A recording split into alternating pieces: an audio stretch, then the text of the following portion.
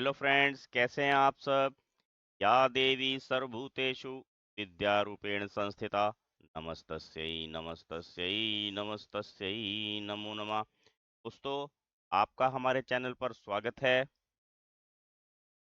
Class 8 exercise 13.1 introduction to graph, आलेख से परिचय। दोस्तों, एक्सरसाइज स्टार्ट करने से पहले आइए हम आलेख के बारे में कुछ समझते हैं। आलेख कैसे होते हैं, कितने प्रकार के होते हैं, आलेख की ज़रूरत क्या पड़ती है।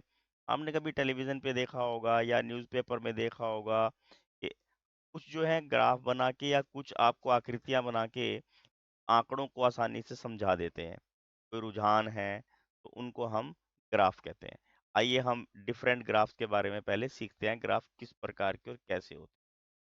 देखिए, यहाँ पर मेरे पास एक ग्राफ बना हुआ है जिसमें किसी बच्चे के डिफरेंट नंबर्स जो हैं उन्होंने शो किए हैं।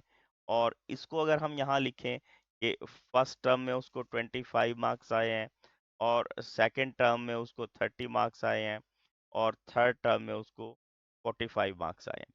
तो ये जो हमारे पास सूचना है, ये जो हमारे पास इंफॉर्मेशन है, इसको हम ग्राफ से जब शो करते हैं तो वो ज़्यादा इजी होती है और जल्दी से वो समझ में आ जाता है। जो इस प्रकार के ग्राफ होते हैं बच्चों, इनको दंड आलेख बोलते हैं। क्या बोलते हैं इनको?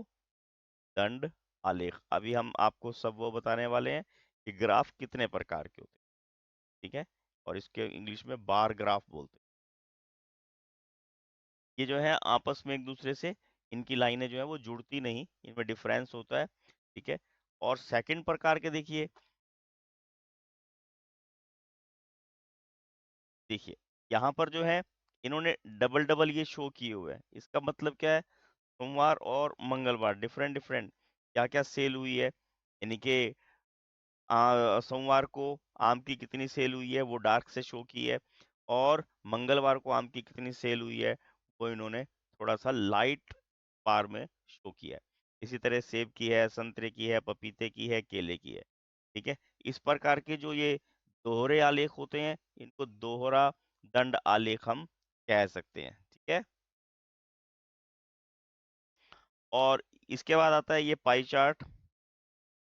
ठीक है, क्या बताया मैंने? ये पाई चार्ट।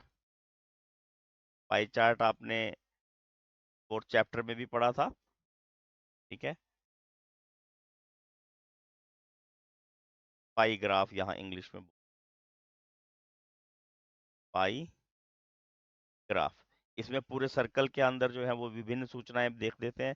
जैसे यहाँ पर सूचना इन्होंने दी हुई है कि जो कोई बच्चा है का टेलीविजन पर कितना इंटरेस्ट है, 15% समाचार देखता है, या 25% जो है वो खेल के प्रोग्राम देखता है, 50% मनोरंजन के, और 10% जो है वो सूचनात्मक प्रोग्राम देखता है। इस प्रकार का हम पाई चार्ट से उसको शो करते हैं। ये सेकंड प्रकार का जो है हमारे पास ग्राफ हो गया। उसके बाद आइए ये थर्ड प्रकार का ग्राफ है। यहाँ पर इन्होंने व्यक्तियों की संख्या और भार बताया है। और जैसे यहाँ पर दिए हैं 4, जो हमारे पास कुछ व्यक्ति दिए हुए हैं और उनकी क्या क्या इंफॉर्मेशन है। यहाँ थोड़ा सा कलर का फर्क है, ये डार्क मैं इसको कर देता हूँ। देखिए, यहाँ तक की ये लाइन यहाँ शो की हुई है इन्होंने। इसका मतलब क्या है कि 42-50 kg के जो लोग हैं वो 4 लोग हैं, 42-45 तक के। ठीक है, और 45 से 50 तक के कितने लोग हैं? 12 लोग हैं।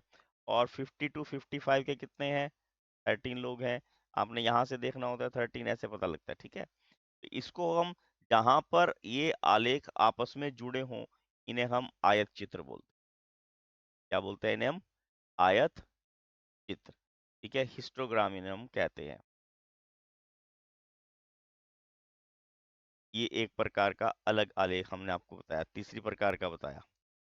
अब देखिए, आलेख बनाते कैसे हैं, बनाने के लिए क्या करते हैं। इसमें इस प्रकार के आलेख को हम रेखा आलेख या लाइन ग्राफ बोलते हैं। ठीक है, क्या बोलते हैं इसको हम? रेखा आलेख या लाइन ग्राफ कह दो, सॉरी, लाइन ग्राफ। इसमें पॉइंट्स कैसे लिए जाते हैं आप यहाँ पर देख पा रहे होंगे। जैसे इन्होंने डिफरेंट डे, मतलब एक दिन में अलग अलग समय क्या तापमान रहा। अब जैसे 6 बजे टेम्परेचर जो है वो 37 डिग्री था, तो उन्होंने क्या करा, 6 की लाइन में 37 पर एक डॉट लगा दिया। 10 बजे टेम्परेचर 40 हो गया, तो 10 वाली लाइन में टेम्परेचर के 40 के आगे एक डॉट लगा दिया। अब 2 बजे जो है टेम्परेचर 38 डिग्री हो गया, तो 38 के सामने 2 की लाइन में इन्होंने एक बिंदी लगा दी।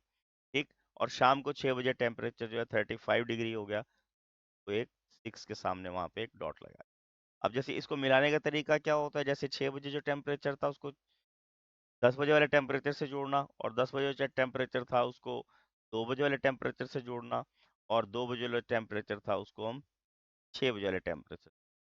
इसको हम स्ट्रेट लाइन या स्केल से नहीं जोड़ते, केवल दो बिंदुओं के बीच में हम स्केल का इस्तेमाल कर सकते हैं, तीन के बीच में स्केल का इस्तेमाल हम यहाँ नहीं करते। तो इस प्रकार की इंफॉर्मेशन जो है हम यहाँ से ग्राफ के द्वारा आसानी से सीख सकते हैं। अब जो रेखा ग्राफ होता है, ठीक है ना, जो हमने आपको लाइन ग्राफ सिखाया है, उसमें डबल डबल इंफॉर्मेशन भी हो सकती है। तो पढ़ते कैसे हैं, देखिए यहाँ पर एक मैच हुआ है और उस मैच में कितने कितने रन ए बल्लेबाज ने और बी बल्लेबाज ने बनाए हैं वो शो किए, यानी कि डॉट जो है वो बनाए हुए रन ए बल्लेबाज के शो कर रहा है, और जो पूरी लाइन है वो बी बल्लेबाज के जो है वो लाइन नंबर जो है वो शो करता है। ठीक है। इस प्रकार जो है हम आसानी से ग्राफ के द्वारा जो है दोनों की कंपैरिजन भी कर सकते हैं कि फर्स्ट ओवर में कितने खेले, कितने मैच खेले, कितने मैचों में कितने रन बनाए, और बी ने कितने। ओवर का भी इसी प्रकार आपने टीवी पर देखा होगा, जब क्रिकेट मैच चलता है इस प्रकार के ग्राफ आते हैं। ठीक है। और इस वाले में देखिए जैसे यहाँ पर डिफरेंट टाइम में और डिफरेंट दूरियां जो हैं गाड़ी के द्वारा तय की गई हैं, ये भी इन्होंने यहाँ पर हमें बार ग्राफ से, ये लाइन ग्राफ से जो है वो शो की है। ठीक है। आइए हम अपनी प्रश्नावली प्रारंभ करते हैं। अब देखिए क्वेश्चन नंबर फर्स्ट में, निम्न आलेख किसी अस्पताल में एक रोगी का प्रति घंटे लिया गया तापमान दर्शाता है। The following graph shows the temperature of a patient in a hospital recorded every hour. अब रोगी का तापमान 1 बजे कितना था हमने वो बताना है, ग्राफ हमें दिया हुआ है। देखिए हम कैसे देखते हैं इसको। यहाँ पर ये 9 बजे का टेम्परेचर है, ये 10 बजे का, ये 11, 12, 1, 2, 3। इसको हम यहाँ पर बच्चों एक्स एक्सिस बोलते हैं, मैं पूरी लाइन नहीं लगा रहा हूँ, और इसको हम बोलते हैं वाई एक्सिस। एक्स एक्सिस पर उन्होंने टाइम को शो किया है, और वाई एक्सिस पर जो है वो टेम्परेचर को शो। ठीक है, ये एरो एक ही तरफ लगती है, दोनों तरफ ये एरो शो नहीं की जाती। हमने बताना है कि 1 बजे रोगी का टेम्परेचर कितना था। अब आप 1 PM देखिए, टेम्परेचर की जो लाइन है आपने उसको बिल्कुल सामने 36 और 37 के बीच में नजर आ रही है, तो 36 और 37 के बीच में आपको क्या नजर आएगा, 36.5। क्या लगाएगा, 36.5 डिग्री सेल्सियस। ठीक है। यह हमें ग्राफ क्या शो कर रहा है कि डिफरेंट टाइम में डिफरेंट टेम्परेचर उस किसी पेशेंट के क्या क्या थे। तो हम यहाँ लिख देंगे the temperature of patient at 1 PM was 36.5 degree Celsius. ठीक है। द टेम्परेचर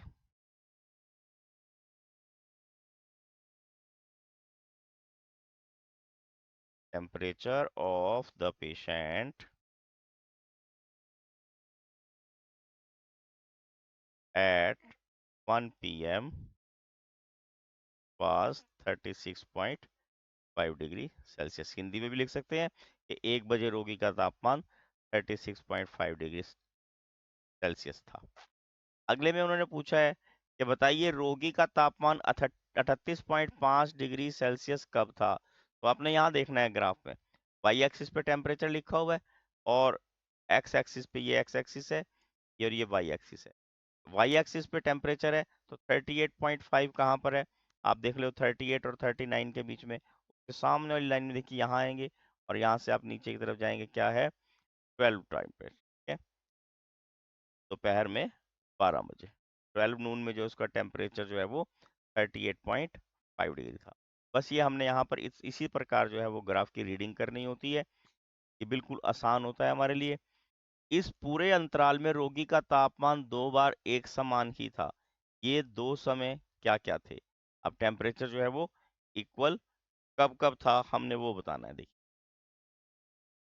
अब देखिए 1 बजे और 2 बजे आप ये नजर आ रहे हैं, दोनों बिल्कुल सेम है, 36.5। तो यहाँ पर जो है उसका टेम्परेचर 36.5 था। कब कब, 1 PM और 2 PM पर। ठीक है, 1 बजे और 2 बजे दोनों समय उसका टेम्परेचर एक जैसा था। बिल्कुल, बस ये सिंपल सी इंफॉर्मेशन होती है जो हमने यहाँ से अपने आप रीडिंग करनी होती है। अब देखिए क्या कहता है वो, 1:30 बजे दोपहर रोगी का तापमान क्या था, इस निष्कर्ष पर आप कैसे पहुंचेंगे। What was the temperature at 1:30 PM, how did you arrive at your answer. अब देखिए 1 और 2 पर टेम्परेचर दोनों में उसका 36.5 है, ठीक है ना। 36.5 है तो 1:30 भी उसका 36.5 था, क्योंकि ये 1 से 2 के बीच में उसका टेम्परेचर क्या था, कांस्टेंट था। ठीक है ना, ना तो वो उस समय बढ़ा ना उस समय वो टेम्परेचर उसका गड़ा। तो हम यहाँ पर कैसे निष्कर्ष पे पहुंच जाते हैं, क्योंकि 1 बजे जो है आप यहाँ से 1 से ऊपर सामने जाएंगे 36.5, और 2 बजे भी 36.5, तो इसका मतलब 1 से 2 के बीच में भी उसका 36.5 टेम्परेचर था। अब 0.5 का क्या मतलब होता है, क्योंकि 36 से 37 पर जाने के लिए बीच में एक पॉइंट है, यानी कि इसका हाफ किया है, तो 36.5 मतलब 36.5 हो जाए। ठीक है, अगले देखिए, किन अंतरालों में रोगी का तापमान बढ़ने का रुझान दर्शाता है, during which period did the temperature showed an upward trend. किस समय बढ़ रहा है, देखिए 9 से 10 के बीच में बढ़ रहा है, 10 से 11 के बीच में बढ़ रहा है, ठीक है ना, और 2 से 3 के बीच में बढ़ रहा है। बाकी समय तो घट रहा है ना। यहाँ से देखिए, यहाँ से घट रहा है, नीचे को जाना तो घटना हो गया, यहाँ इक्वल था, यहाँ पे फिर बढ़ गया, ये बढ़ा है, ये बढ़ा और ये बढ़ा, तो आप क्या लिखेंगे, 9 to 10 उसका टेम्परेचर बढ़ा है, 10 to 11 उनका टेम्परेचर बढ़ा है रोगी का, और 2 to 3 जो है उसका टेम्परेचर बढ़ा है। बस हमने यहाँ पर ये इंफॉर्मेशन ऐसे ही शो करनी। ठीक है, नेक्स्ट देखिए, सेकंड क्वेश्चन है, एक निर्माता कंपनी विभिन्न वर्षों में की गई बिक्री निम्न आलेख द्वारा दर्शाती है। The following line graph shows the yearly sales figures for a manufacturing company. 2002 में हमने बताना क्या है, 2002 में कितनी बिक्री हुई और 2006 में उसकी कितनी बिक्री। What were the sale in 2002 and 2006। आप ग्राफ को ध्यान से देखिए, ग्राफ पढ़ना सीखिए। यहाँ पर एक्स एक्सिस पे क्या उन्होंने ईयर शो किए हैं, और वाई एक्सिस पर उन्होंने यहाँ पर सेल शो की है। हमने बताना है 2002 में, अब 2002 में सेल कितनी थी। अब यहाँ पे देखिए, आपने क्या ध्यान रखना है, ये 1 2 3 4, 4 के सामने लगा है, मतलब 4 क्या, 4 लाख 1000 यहाँ पे लिखा हुआ है, देखिए क्या है ये, 4 रुपी, या लिखते रुपीज 4 करोड़। ठीक है, 4 करोड़ उसकी सेल थी 2002 में। ठीक है, और 2006 में कितनी सेल थी, आप क्या करना, 6 वाले लाइन के ऊपर सामने जाना है, और वहां पर देखेंगे आप बिल्कुल क्या आ रही है, 8 करोड़, 8 के सामने आ रही है, तो उसकी सेल जो है वो 2006 में 8 करोड़ थी। बस ये छोटी छोटी सी इंफॉर्मेशन हमने यहाँ से कलेक्ट करके आंसर देने होते हैं। इसी के नेक्स्ट पार्ट में देखिए, 2003 में और 2005 में बताना है। अब देखिए 2003 में आपने कैसे देखना है, ये 2 4 6, अब ये देखिए क्या है, 6 और 7 के बीच में एक लाइन और है, तो हमें क्या नजर आ जाएगा, ये 7 है, ठीक है ना, क्योंकि 6 और 7 के बीच में क्या होता है, मिड में 7, तो उसकी क्या होगी सेल, 7 करोड़। 2003 में सेल कितनी होगी, 7 करोड़, और 2005 में कितनी होगी, आप उसको फिर देखेंगे, वो बिल्कुल 10 के सामने है, और 2005 में उसकी सेल कितनी हो जाएगी, 10 करोड़। बस ये इतना सा ही क्वेश्चन होता है, यहाँ से हमने इसी प्रकार की इंफॉर्मेशन केवल देख के ग्राफ से बतानी होती।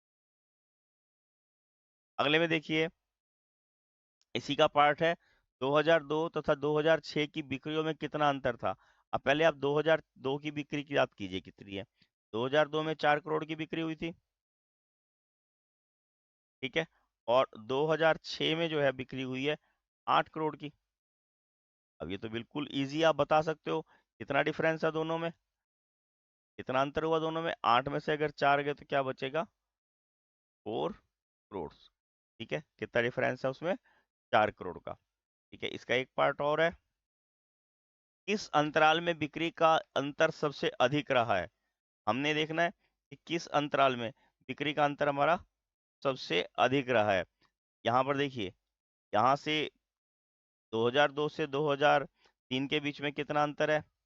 3 करोड़ का। क्योंकि 2002 में, देखिए हम यहाँ पे ऐसे इंफॉर्मेशन कलेक्ट कर लेते हैं। 2002 में सेल कितनी थी? 4 करोड़।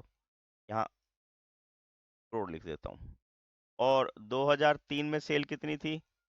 7 करोड़। 2004 में सेल कितनी हो गया है? 6 करोड़। 2005 में कितनी सेल हुई है? 10 करोड़। ठीक है। और 2006 में सेल हुई है 8 करोड़। अब आपने बताना है कि उनका डिफरेंस जो है सबसे अधिक कहाँ रहा। इस साल में कितने साल का डिफरेंस? 3 करोड़ का डिफरेंस रहा। इसमें 1 करोड़ का डिफरेंस रहा। इसमें 4 करोड़ का डिफरेंस रहा। और इसमें 2 करोड़ का डिफरेंस रहा। तो सबसे ज्यादा डिफरेंस कब रहा?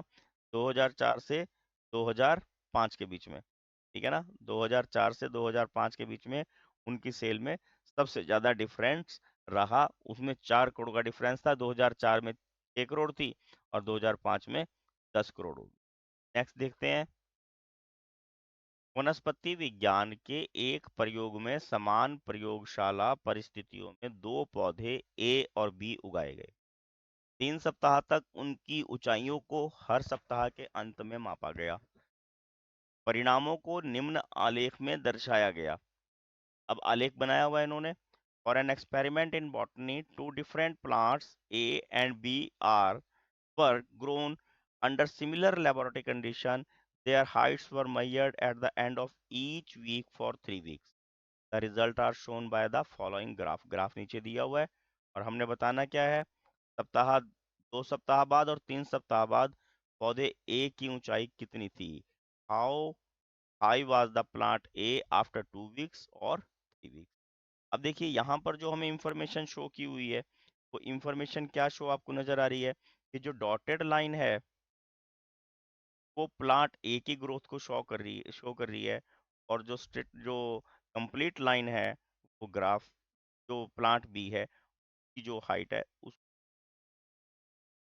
अब पहले हफ्ते में हाइट कितनी थी? ये सेंटीमीटर्स में है, यहाँ आपको पढ़ना पड़ता है। देखिए यहाँ इन्होंने शो किया। मैं ग्राफ थोड़ा आपको बड़ा करके दिखाता हूँ।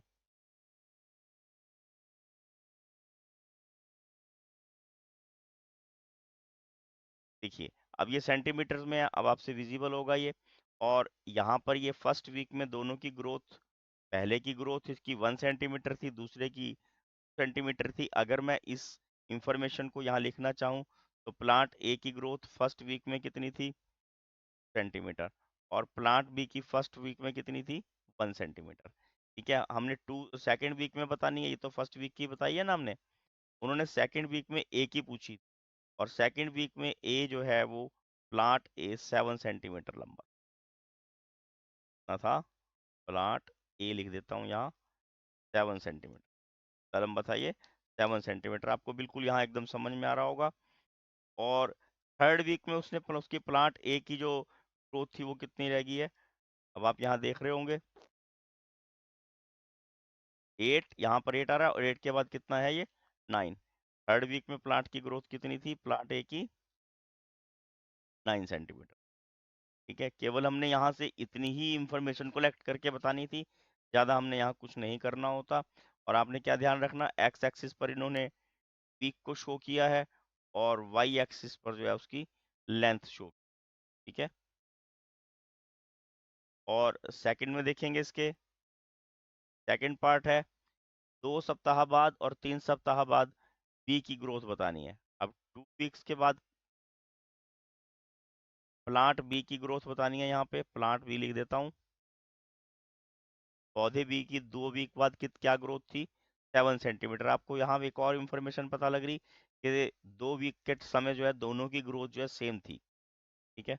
और थर्ड वीक में जो है प्लांट बी की ग्रोथ जो है वो 10 सेंटीमीटर होगी।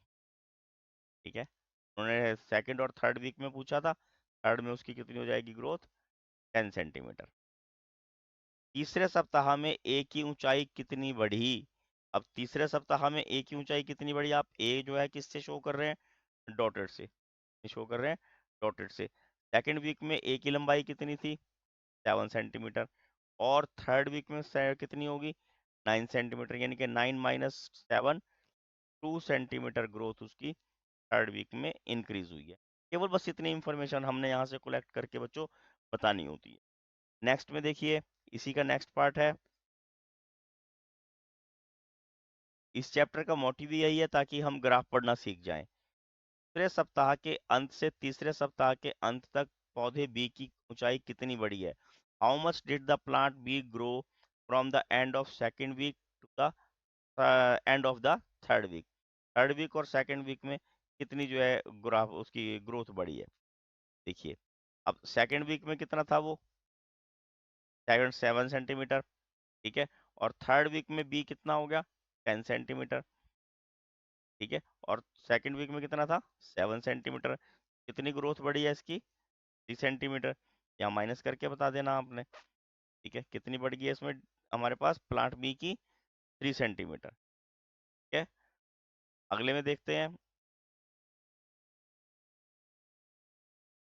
इस सप्ताह में ए की ऊंचाई सबसे अधिक बढ़ी है। आपने कैसे ध्यान रखना है इसको, फर्स्ट वीक में ए की लंबाई कितनी थी, 2 सेंटीमीटर। और सेकेंड वीक में कितनी लंबाई थी इसकी, 7 सेंटीमीटर। और थर्ड वीक में इसकी लंबाई थी 9 सेंटीमीटर, ठीक है। यहाँ पर देखिए कितना डिफरेंस है, सेंटीमीटर का। और यहाँ पर कितना डिफरेंस है, 5 सेंटीमीटर का। तो फर्स्ट से सेकेंड वीक में जो है लंबाई इसकी सबसे ज्यादा बढ़ती है। कब तक बढ़ती है, फर्स्ट से सेकेंड वीक में। एफ में देखिए, किस सप्ताह में पौधे बी की ऊंचाई सबसे कम बढ़ी। During which week did plant B grow least. अब जीरो में इसकी कितनी थी स्टार्टिंग से, अब यहाँ स्टार्टिंग पॉइंट लिख सकते हैं हम इसको।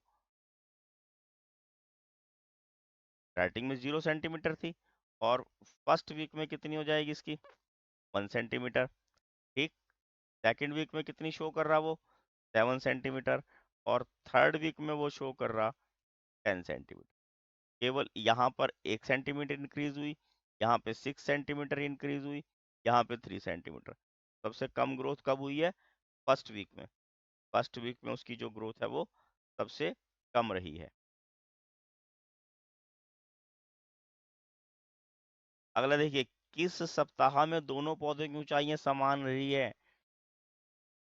वर the two plants of the same height during any week shown here. किस समय में क्या कभी बराबर रही है, स्पेसिफाई, बिल्कुल बराबर रही है। आपने वो देखना है कि जहां पर दोनों मिल रहे हैं। और सेकेंड वीक में जो है वो दोनों की लेंथ सेम थी, सेकेंड वीक में दोनों की लेंथ सेम थी। ये सेकेंड क्वेश्चन बच्चों, थर्ड क्वेश्चन यहाँ पे कंप्लीट हो जाता है। Please like share and subscribe my channel. Thank you, have a nice day.